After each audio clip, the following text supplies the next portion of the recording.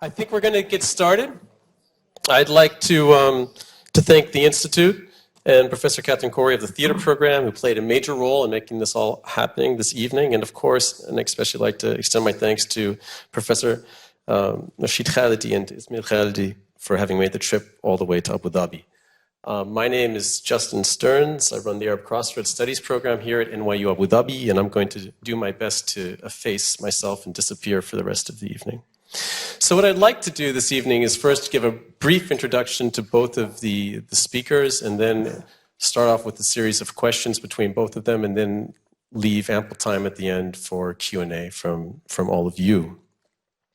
And the main subject of the conversation is going to be on narrating Palestine, a look at how both of our speakers here have taken up the issue of Palestine in their academic and theatrical work, where they see these two discourses overlapping, that is to say, between the arts and the academy, and where they see them diverging. And finally, I'd like them to address what it means today, in all senses of the term, to represent and discuss Palestine in the Arab world and in the United States, NYU Abu Dhabi being such an interesting place in that it overlaps and brings together both of these. So, but to introduce them, although they are, I think, well known to many of you. Professor Rashid Khalidi is Edward Said Professor of Modern Arab Studies in the Department of History at Columbia University.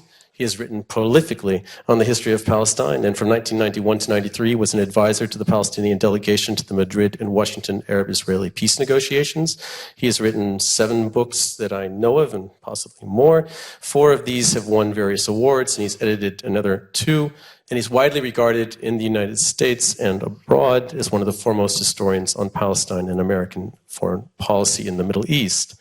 Ismail Khalidi is a playwright, poet, director, and actor who has an MFA from NYU's Tisch School of the Arts and has written 5 plays, one of which, Tennyson Nablus, has received multiple awards, and another of which, Foot, was presented in a staged reading here at NYU Abu Dhabi last fall as part of Catherine Corey's curated festival, Arab Voices.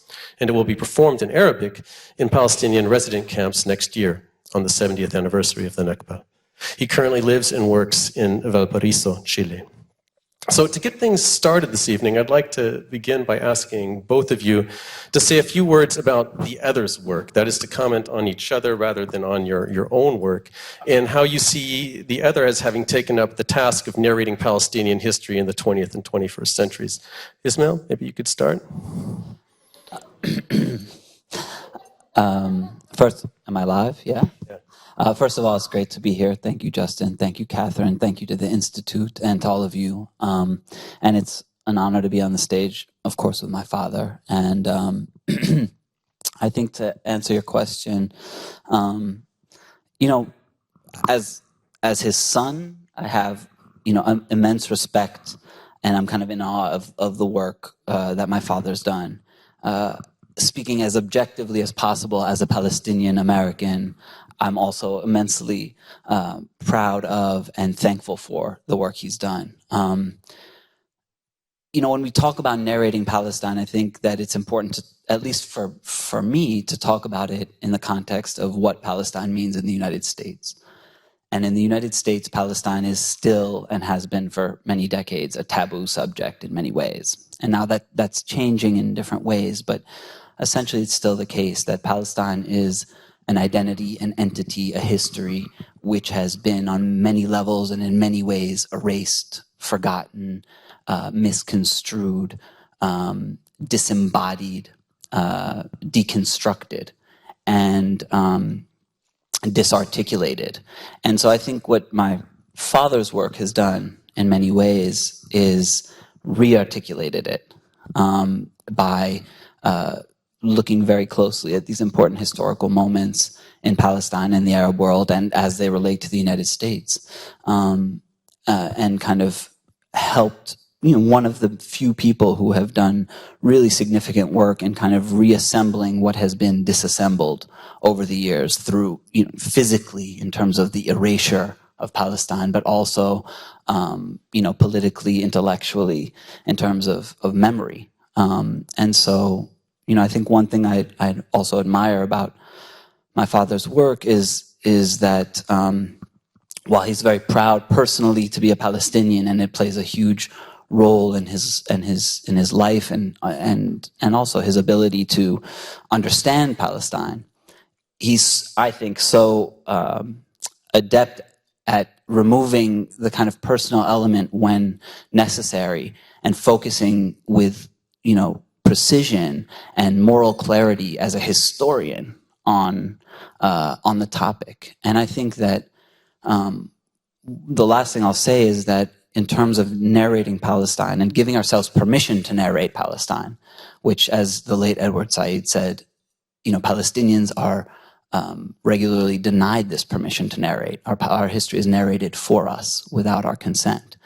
I think that Rashid's work has, he's taken the permission to narrate Palestinian history himself, but I think he's also given us, those of us who want to narrate the history of Palestine in our own ways and understand the history of Palestine, he's given us this vast array of tools to do that properly, to understand the topic, to delve in, and to further conversation and action.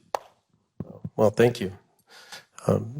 No further ado, wouldn't you like to comment on how Ismail his work has spoken to the issue of narrating Palestine? Yeah. Let me begin by thanking everybody for coming, thanking NYU Abu Dhabi, thanking you, Justin, thanking Catherine, and all the other people who made Nahed, and all the other people who made this possible.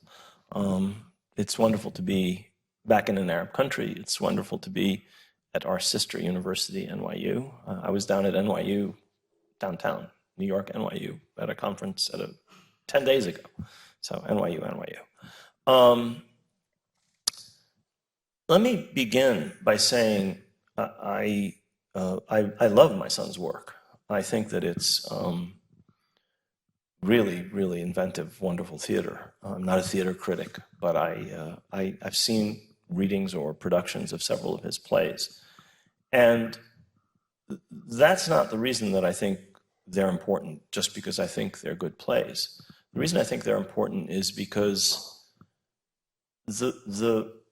one of the many tools that was used to deny us, the Palestinians, permission to narrate was a set of artistic and cultural tools. In other words, people became convinced of what is largely a false narrative, not just, or in fact mainly, because people were writing pamphlets or books or histories, but because people were writing plays and poems and making films and novels which portrayed the Zionist enterprise in an entirely positive light. That's the power of art and culture and literature.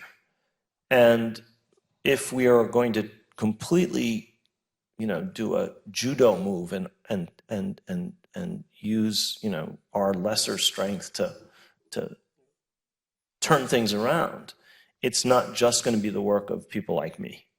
I mean, I train historians. I'm a historian. My students, I hope, will one day all be working in different fields of Middle East history, and will further the process that people before me and my generation have started of, re-narrating Palestinian history from a Palestinian perspective.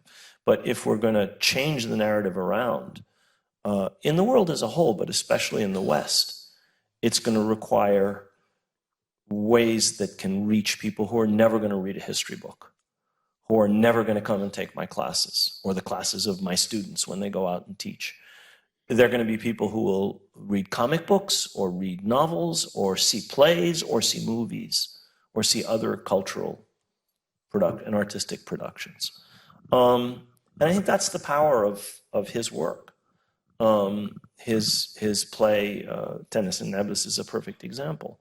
In a book that's on sale outside, The Iron Cage, I talk about this crucial episode in Palestinian history, which was where I would argue our national movement really suffered a crucial defeat, and that was the 1936-1939 revolt. He takes that episode, and he's not actually building on my work. He takes incidents from an Israeli historian's book, Tom Segev, and he turns them into a play, this play Tennis and Nebus, which shows the cruelty of the British, which shows the heroic effort of the Palestinians, which shows the ambiguity of relations between Arabs and Jews in the 30s, which shows, finally and most importantly, that all of these things are bound together and that this was a crucial moment in Palestinian history. But it does it in a way that, you know, no numbers of books on history could do. You know, you see the British as the pompous colonial fools that they were. At the same time, you see their brutal cruelty. And you see the Palestinians, in some cases, it's just gone out. No, there we go. You see the Palestinians, in some cases, doing things that are foolish and wrong. And you see other Palestinians who are heroic and so on. And so you get a real feeling for the people who actually made the history in a way that no history book, even the best, can't do. Yeah, I'm glad that you kind of brought up other forms. I mean, I'll be using Joe Sacco's footnotes in Gaza next week in one of my classes to teach, and so these are different types of media which reach other audiences, and they do so very powerfully. In the following, I'd like to ask each of you a couple of questions about your work, but while the questions will be directed to one of you, if the other feels interested to comment afterwards, please feel free to do so. And Rashid, I'll start with you and your book, Palestinian Identity, which was my introduction to your work. It's now 20 years old.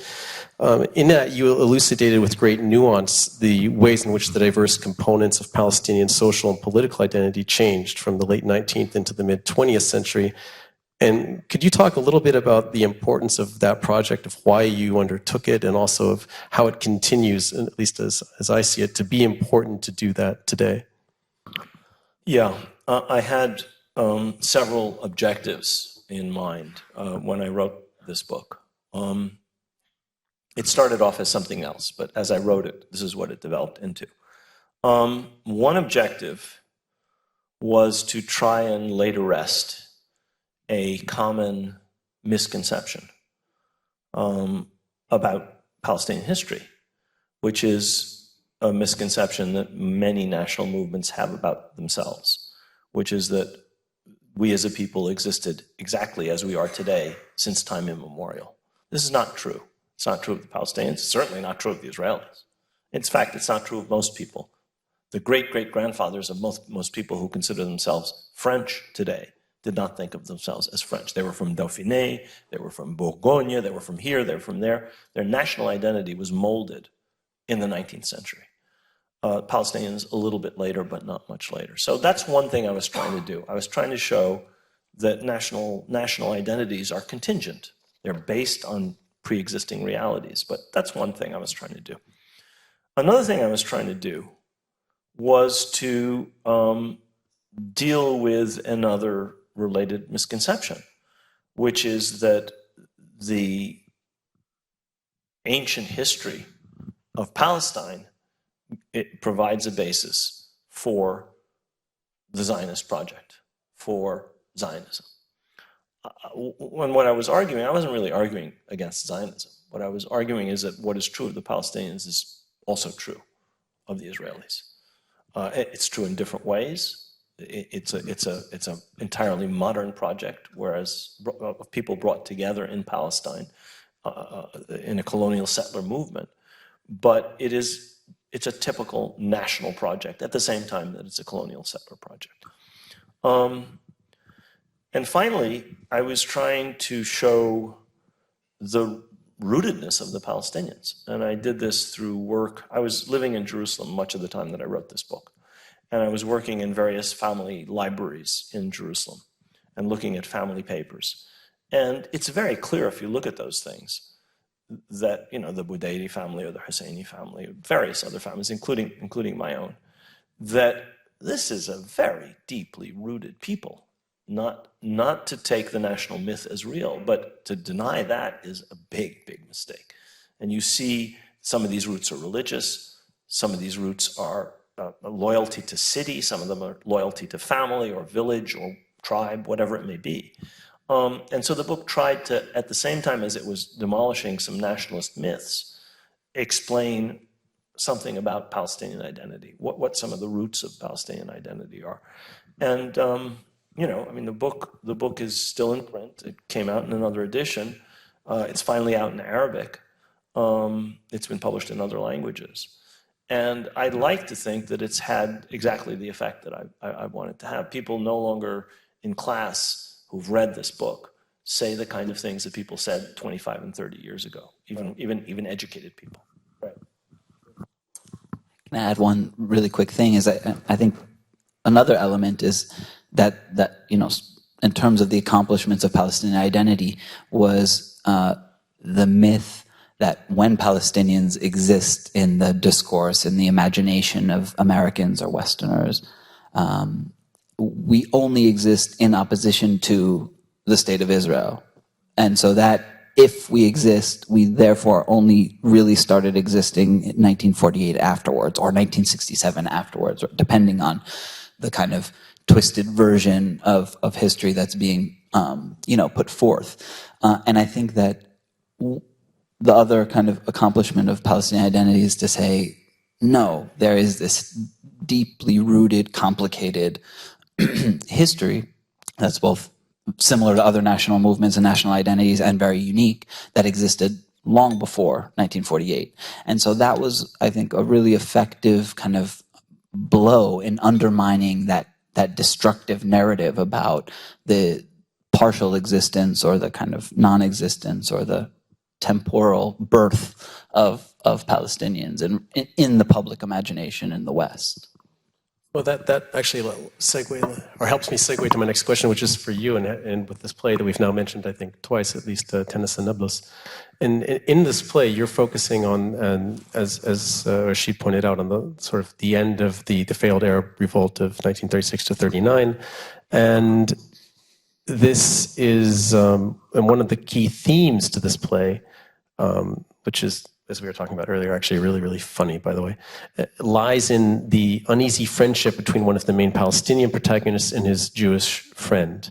And I was wondering about if you could talk a little bit about that friendship, about what its role is in the play, and maybe perhaps compare it to a very different kind of complexity that is in another one of your plays in Sabra Falling, in which there is this rather surreal scenario of an Israeli pilot crashing into a Palestinian refugee camp in Lebanon and being mistaken for a Palestinian family's son who was killed fighting the Israelis. And in both cases, you're bringing representatives of what are sometimes depicted as these two camps into very intimate relationships. Yeah, and just really briefly about Tennis and Nablus, I think I was very much trying to do something similar to Palestinian identity in a very different way, but of subverting that narrative of Palestinians only existing in relation to and in opposition to Israel, and therefore only after 48, and to say that actually put the Palestinian national movement and Palestinian identity within the context of a much longer history dating back to the beginning of the 20th century, but also firmly rooted as an anti-colonial struggle, right? In the United States, we celebrate in Hollywood, Indian independence, right? Gandhi, Nehru, right? The Indian struggle against British colonialism. We celebrate the Irish struggle against British colonialism. But somehow Palestinians are not put in that same category. And I thought that it's very important to kind of intervene in that narrative and put the Palestinian story, within that kind of pantheon of anti-colonial movements, and also that predates, the conflict with Zionism. To answer your question, personally, I'm not big on the story of the kind of the trope of the unlikely Jewish Palestinian friendship or romance. I find it often, occasionally it can be really interesting, but I think generally it's predictable and kind of trite, and also I think it serves kind of nefarious purpose of kind of equating the two sides, right?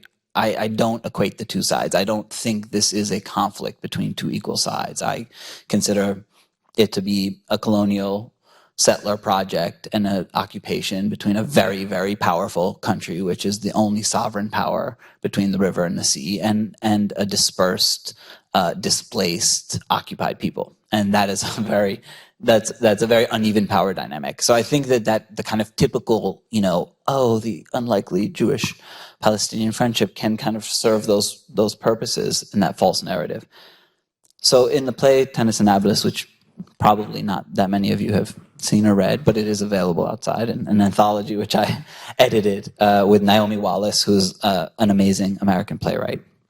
There is a friendship between a Jewish refugee, a Jewish member of the Jewish diaspora, who's a German Jew who's living in Palestine in the 30s, and Tariq al-Qudsi, who's one of the Palestinian characters. But it's not the central, I mean, it's not the core of the play. So I didn't want to make it their friendship the core of the play. But it does play an important role.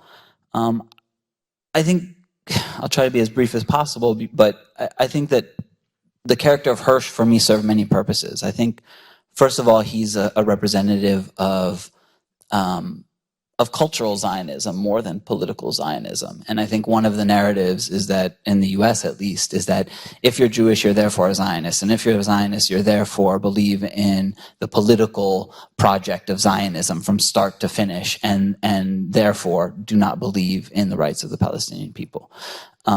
Whereas actually, historically, there's been a very contentious discussion and struggle within the larger Jewish diaspora, and even in Israel and the United States. It's taken various forms, but about the nature of Zionism and about the nature of Judaism as it relates to the Zionist project. And so Hirsch, for me, is a character that complicates that kind of narrative of, Zionist equals this, and saying that actually there was, at that point, some nuance. And for me, he's a representative of that cultural Zionism, and which is to say that there's a belief in the rights of the Jewish people to kind of be spiritually and culturally connected with Palestine or it's Israel, but it doesn't necessarily mean it's an endorsement of the national project of displacing Palestinians, right? And so for me, he kind of he's a character that, in that sense, adds that nuance and adds that, he has that nuance to him. And then their friendship also, for me, represents a very real part of the Palestinian story at the time, which is that although ultimately the Zionist project succeeded in taking over Palestine through force and displacement and violence and terror in 1947 and 48 and thereafter, there was decades in which Jewish settlers were obtaining land through legal means, through buying land, but sometimes with the help of the British. But there were many instances in which Palestinians, for a variety of reasons, were selling land to Jewish settlers. And in the play, Tariq is selling family land to Samuel Hirsch, who's also his friend. And he's doing that for his own reasons of wanting to be modern and Western and a successful businessman and trusting this man and having compassion for Jews. And I think historically it happened for many reasons. It happened because of indifference. It happened because of pure greed, Palestinians selling land. It happens because there was absentee landlords living in Beirut who were selling their land. It happened purely out of naivete, out of a misunderstanding or a lack of understanding or a lack of clarity about the actual nature of the Zionist project. But it did happen. And so for me, their friendship kind of helps elucidate and kind of bring to life some of those elements of the Palestinian relationship to Jewish settlers and the Zionist project at that moment, and also the Zionists and Jewish immigrants in Palestine's relation to the Zionist project itself. So yes, that's kind of my short answer. And Sabra Falling, I think, long answer. yeah. I think Sabra Falling is a different conversation. Sure, absolutely. Rashid, do you want to add anything to that, or? I wish he'd talked a little bit about Sabra falling, because he wasn't born when Sabra fell. And we were living in Beirut, and my wife Muna was pregnant with him. And so he was very much affected by the 1982 war in his mother's womb. And she had to flee the bombing at one stage, running 5 months pregnant with him in June 1982. So he was born in November of that year.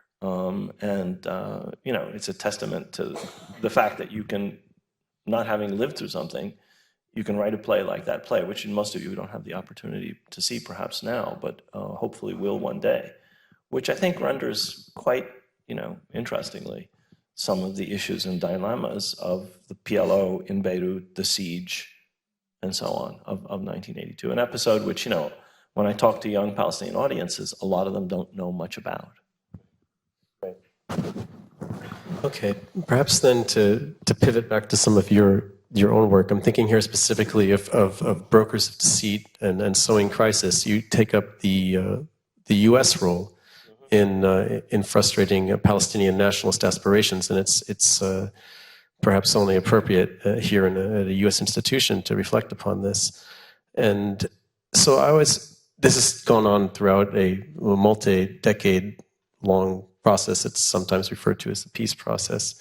And could you briefly reiterate why this has been the case? That is to say, what have been the major motivating factors for the United States to support Israel in the way it has, and to basically render a sovereign Palestinian state, what seems now sadly a near impossibility?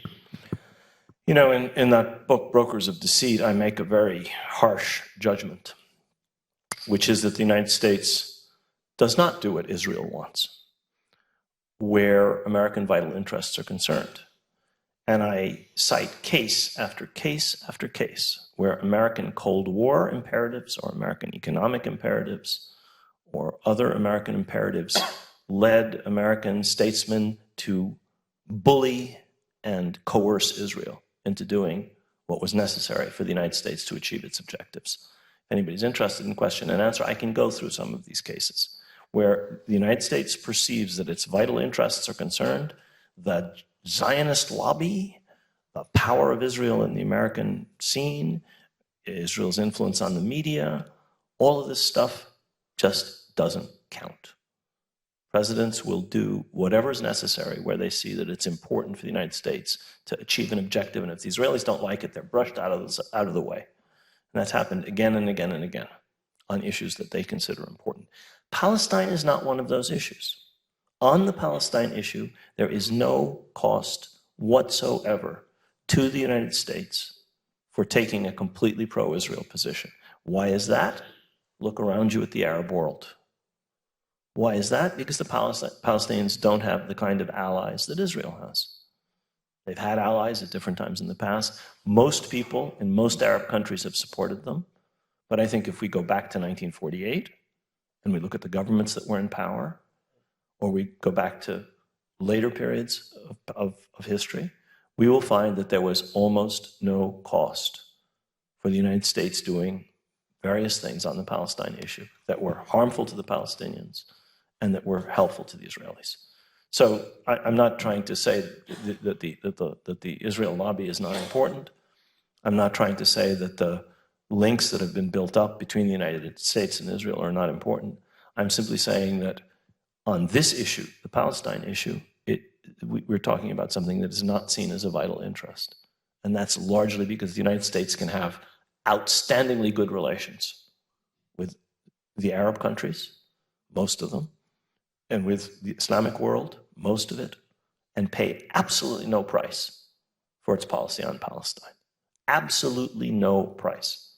So this is a Palestinian problem, but I would argue it's also an Arab problem. It's an American problem too, because this is harmful, in my view, to the American national interest. Pardon me? They don't pay a price with the rest of the international community. Yeah, that's true. To clarify, I haven't given you the whole argument of brokers of deceit. No, I get that. I'm just wondering, is there, in looking at it this way, is there a single American imperative for why they've behaved the way they have towards the Palestinians, or is it just that the Palestine doesn't matter, they're willing to, there's no reason for them to ever support such a project, and therefore they've never gotten behind it? I'm just wondering if there's an ongoing theme that runs through the last 50 years of American diplomacy towards Israel and Palestine, or if it's a matter of each individual president and foreign policy establishment just making up their minds on a decade-by-decade basis towards what suits their short-term interests the best. I mean, it goes back to Truman, who said to a bunch of American diplomats who had been brought together in Washington in 1945 to tell him that there would be negative consequences consequences for the United States in supporting the Zionist project. And Truman was new in office at that point. It was early in 1945. He'd been in office 6 or 8 months since President Roosevelt died. And he said, I'm sorry, gentlemen, I have many, many, many hundreds of thousands of people, there we go, for whom Israel is important, or the Zionism is important. I don't have a lot of Arabs among my constituents. Now, that was true in 1945. And there was no other factor weighing on Truman. And I would argue that that has been a continuing concern. I mean, there were differences. Eisenhower treated the issue differently than did Truman. You could go back and forth through the different administrations. And I do a little bit in that book, Brokers of Deceit. But I think that is a crucial factor.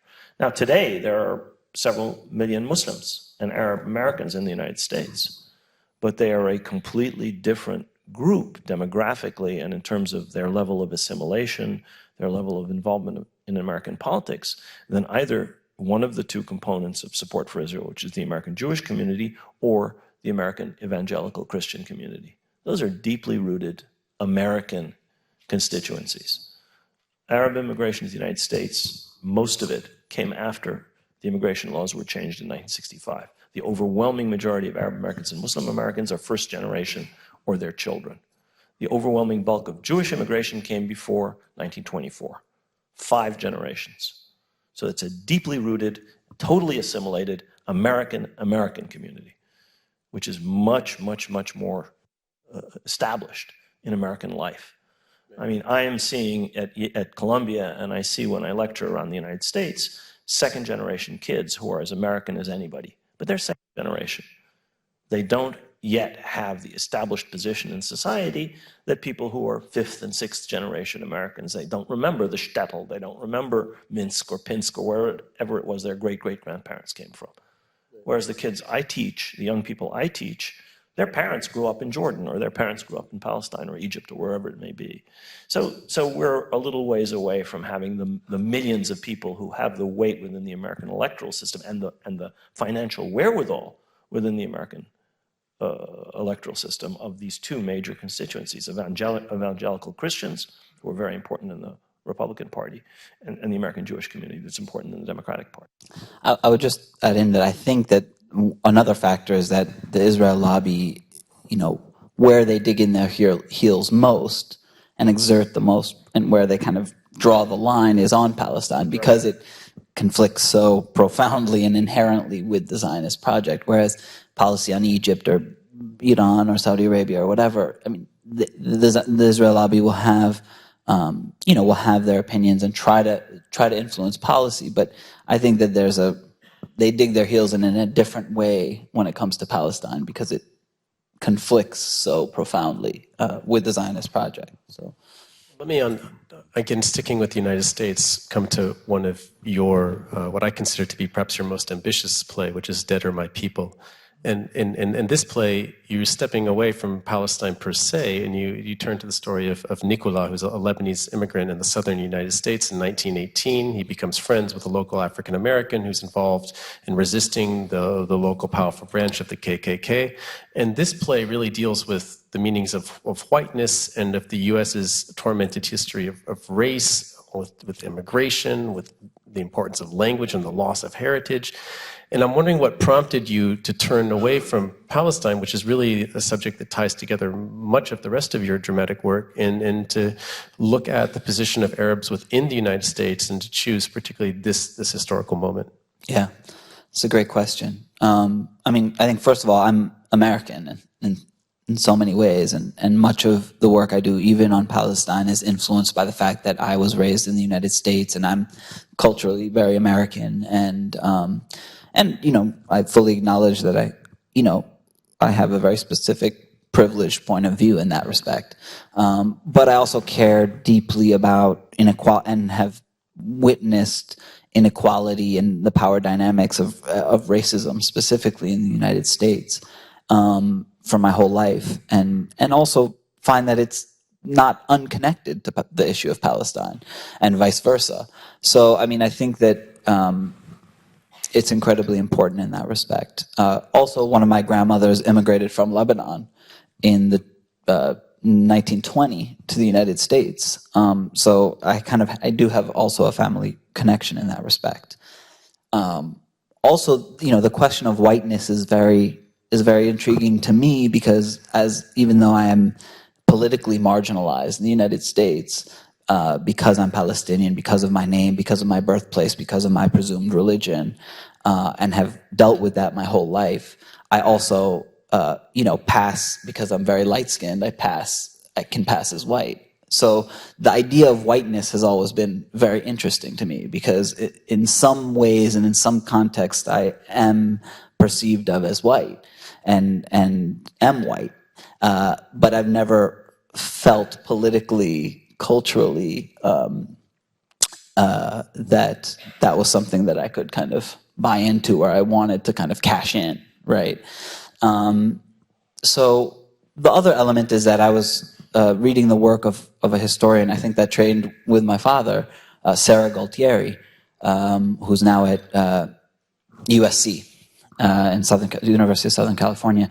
And she wrote an amazing book called Between Arab and White, which was based on research of hers, which documented the instances of Arab Americans, Syrians they were called at that time, so mostly from Mount Lebanon, who were actually lynched in the United States, in the South. So during Jim Crow, at a period when thousands of black men and women were being extrajudicially murdered and tortured by law enforcement and vigilante groups like the KKK, there were instances of others who are neither black nor white, including Jews, including Italians, but including Arabs as well.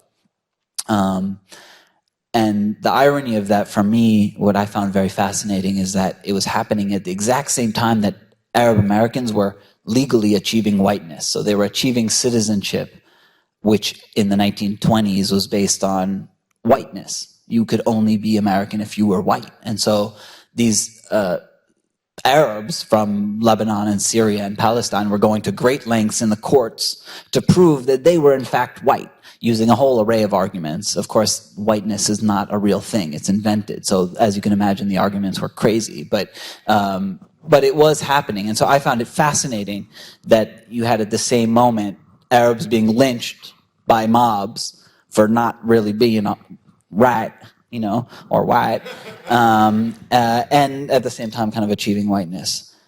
To me, that's especially kind of fascinating viewed from the perspective of 2016, 2017, in that post 9/11 especially, Arabs and Muslims have entered into a very distinct category that is not white in the United States, and that ranges from terrorists to slovenly immigrant to kind of Guantanamo torturee, et cetera, et cetera.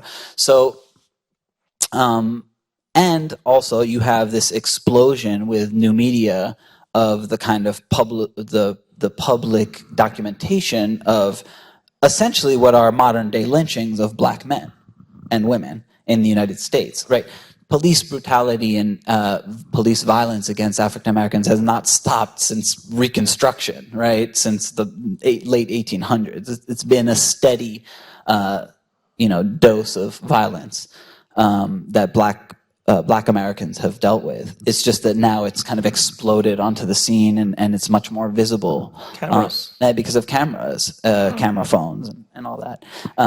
So for me, this play really spoke to all of those things at the same time.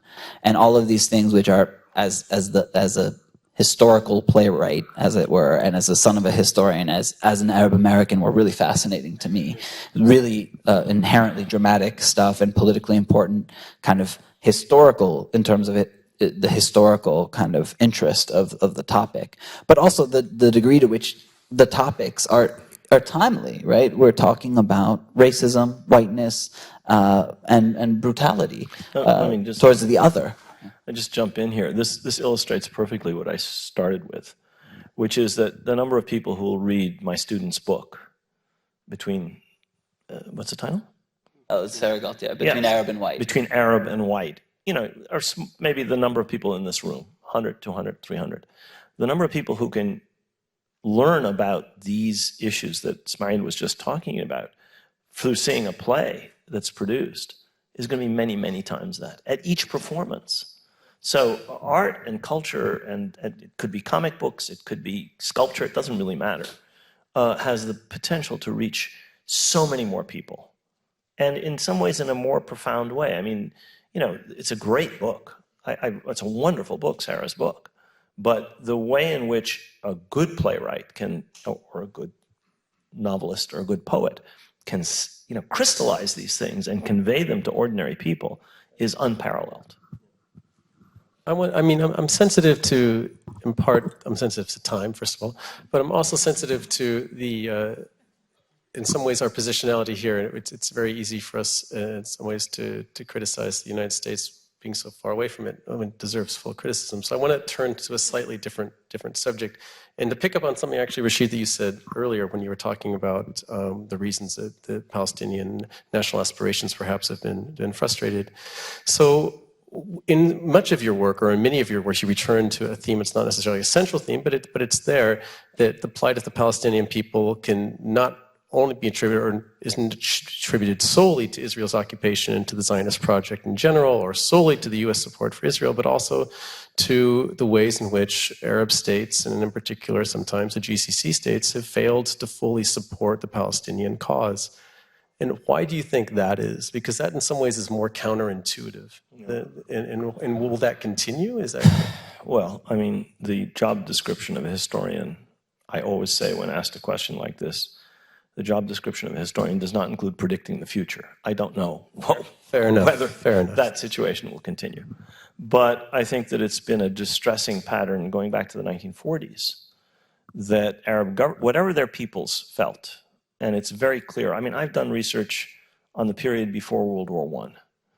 People in the Arab world were mobilized and motivated by the Palestine issue in 1911.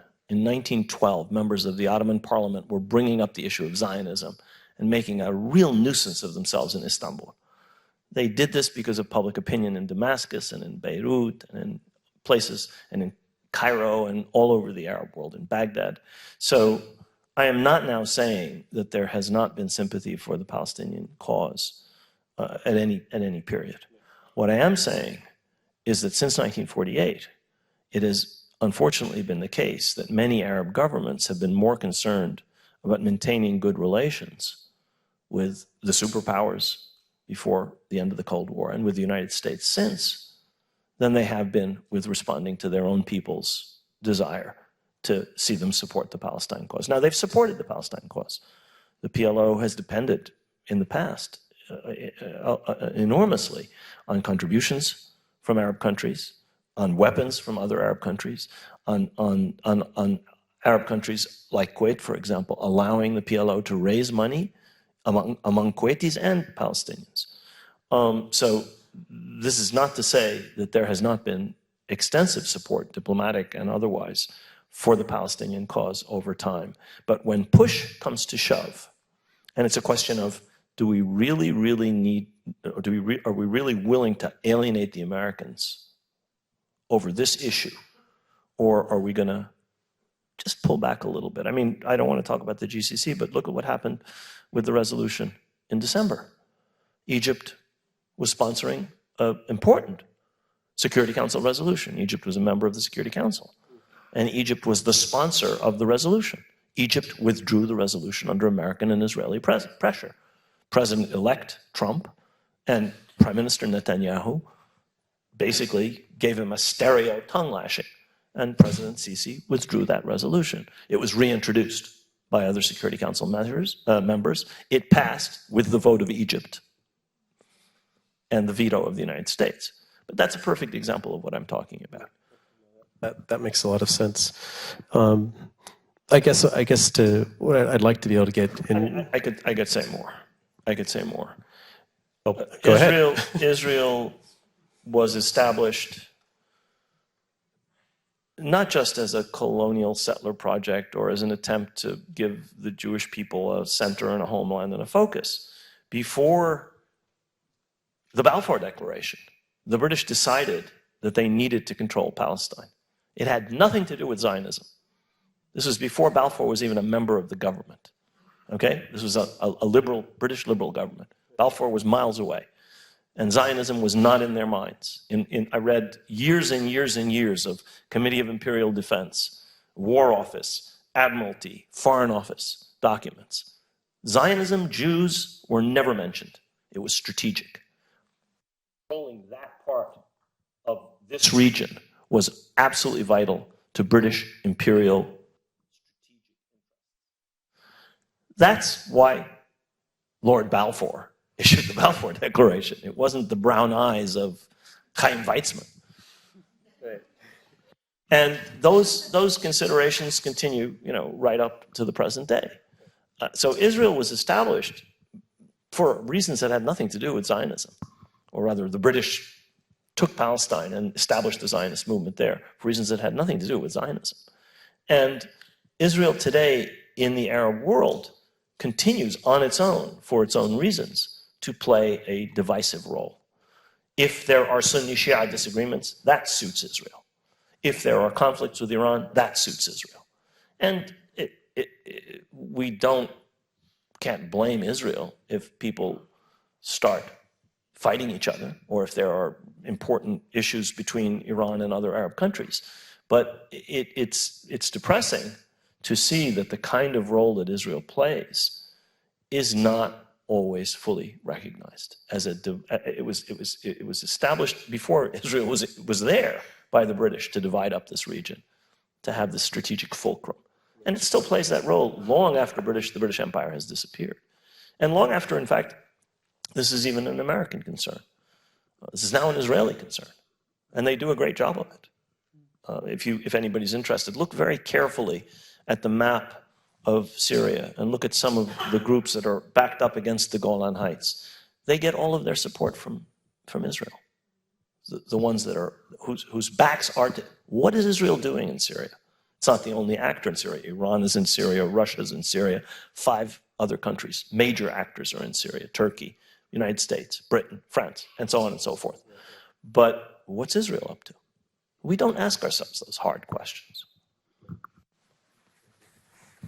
Well, our time is coming to an end, but I want to get in one last question to Ismail.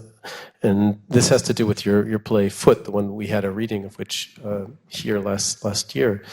And this is your monologue on the life of the Palestinian football player Tariq Al-Qutta, who was killed by the IDF in 2006. And you have, in that play, I mean, it's a very powerful play. You have, in part, you have an incisively critical portrait of an official in the Palestinian government. And I was wondering, how you have chosen to approach this subject of the relationship of the Palestinian people with their leadership in your work, which is a complicated issue for many reasons.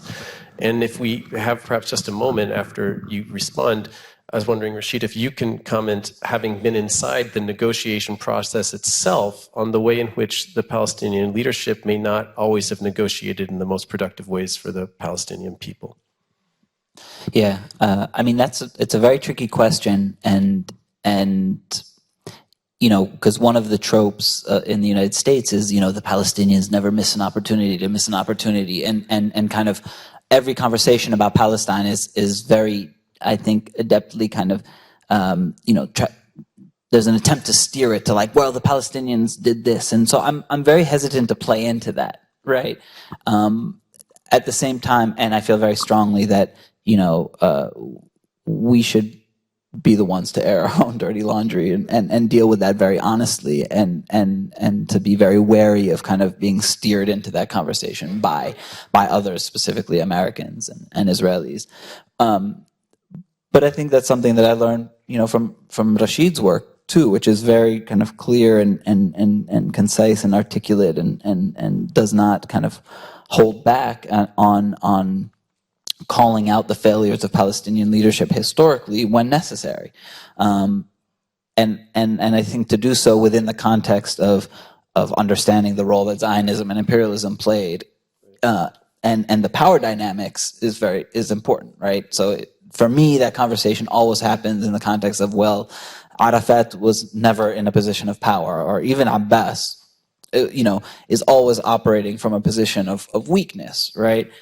That said, I think it's incredibly important to point out where there have been strategic and moral failings on the part of the Palestinian leadership, because there is a responsibility that they hold for the dire state of the Palestinian people today. I think they've failed us since the 30s in many respects. It's also worth saying, and I always have these conversations, and in Foot, actually, the character says all the good Palestinian leaders are dead or in jail. And we're kind of left with the dregs, mostly, for a reason, right? I mean, this is a strategic decision where external factors do play a very important role. And I think it's important to say that.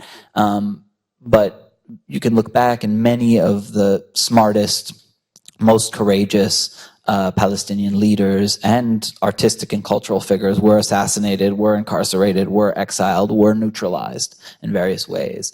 But the living have haunted us with their bad decisions in many ways, and I think that continues to the present day. I mean, when's the last election we've had in Palestine, right? And you know, I saw Mahmoud Abbas at Shimon Peres's funeral. I mean, I find that appalling.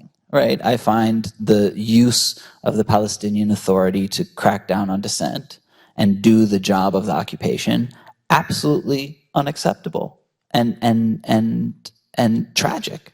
Right, so I think that it's, as I was writing Foot, it came out just very naturally as kind of in this fictionalized account of this football player who was on the Palestinian national team and was eventually killed by Israeli soldiers. And I would also add that Palestinian football players, soccer players, are continually targeted by the occupation, whether it's not being allowed to get to tournaments, being tortured, exiled, imprisoned, or in some cases murdered. Anyway, so it just came out organically. And I think, listen, if you talk to any Palestinian on the street and they are sure no one's listening, they'll tell you basically the same thing. I mean, Palestinians are not idiots. I mean, they're very highly educated, highly experienced people who know when they're being duped, and they know when they're not being well served. And so I think that I hope, at least, that kind of articulation of it through the character in Foot is simply kind of an extension of what most Palestinians would tell you in any conversation. Well, I'm just wondering if in part, reading through your account of how you experienced the negotiations in Madrid and then in Washington, if there's anything in what Ismail has said that resonates with that. I mean, it's on a very different level that we're talking here. Yeah. But Well, couple things. I wrote what I thought was as sympathetic as possible account of the failures of the Palestinian leadership in the 30s and the 40s in the Iron Cage. And I took that up to the present. And, you know, no national movement between World War I and World War II fighting against a colonial power achieved national liberation, except the Irish. In the entire period between World War I and World War II, not one colonized people achieved independence. So the Palestinians, having been defeated in 36, 39, were in good company. You know, a leadership of angels would not have, you know, guaranteed national liberation and defeat of the Zionist project and the British packing up and going home on ships. So any criticism of the Palestinian leadership of the 30s, which included my uncle. I mean, you know, this is not a criticism of a bunch of people over there. This is self-criticism and criticism of my family, my class, my, you know, the leadership that, you know, in which we're all implicated as Palestinians.